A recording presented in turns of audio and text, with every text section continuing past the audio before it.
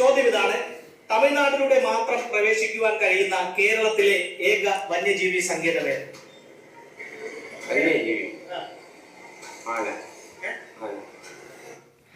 അപ്പൊ നമുക്ക് പഠിക്കാം. തമിഴ്നാട്ടിലൂടെ മാത്രം പ്രവേശിക്കാൻ കഴിയുന്ന കേരളത്തിലെ ഏക വന്യജീവി സങ്കേതം ഏതാണെന്ന് ചോദിച്ചാൽ അത് പറമ്പിക്കുളം വന്യജീവി സങ്കേതമാണ്. അത് കേരളത്തിലാണ് സ്ഥിതി ചെയ്യുന്നത് നമുക്കറിയാം.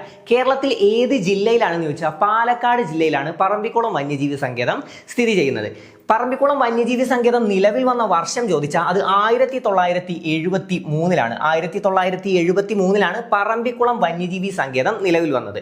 ഓക്കെ, 1973. എന്നാൽ അത് ടൈഗർ റിസർവ് ആയ വർഷം എപ്പോഴാണെന്ന് ചോദിച്ചാൽ 2010 പറമ്പിക്കുളം വന്യജീവി സങ്കേതത്തെ ടൈഗർ റിസർവായി പ്രഖ്യാപിച്ചത്. കേരളത്തിലെ രണ്ടാമത്തെ ടൈഗർ റിസർവാണ് പറമ്പിക്കുളം ടൈഗർ റിസർവ്. അതുപോലെ തന്നെ ഇന്ത്യയിലെ 38ാമത് ടൈഗർ റിസർവ് ഏതെന്ന് ചോദിച്ചാലും പറമ്പിക്കുളം ടൈഗർ റിസർവ് ആണ്. ടൈഗർ റിസർവായി പ്രഖ്യാപിച്ച വർഷം മറക്കരുത്, 2010.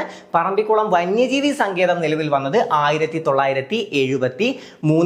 കേരളത്തിൽ ഏറ്റവും കൂടുതൽ കാട്ടുപോത്തുകളെ കാണപ്പെടുന്നത് എവിടെയാണെന്ന് ചോദിച്ചാലും പറമ്പിക്കുളം വന്യജീവി സങ്കേതത്തിലാണ്. അപ്പൊ പറമ്പിക്കുളം വന്യജീവി സങ്കേതം സ്ഥിതി ചെയ്യുന്ന ഗ്രാമപഞ്ചായത്ത് ഏതെന്ന് ചോദ്യം വരും. അതിന്റെ ഉത്തരം നിങ്ങൾ കമന്റ് ചെയ്യുക.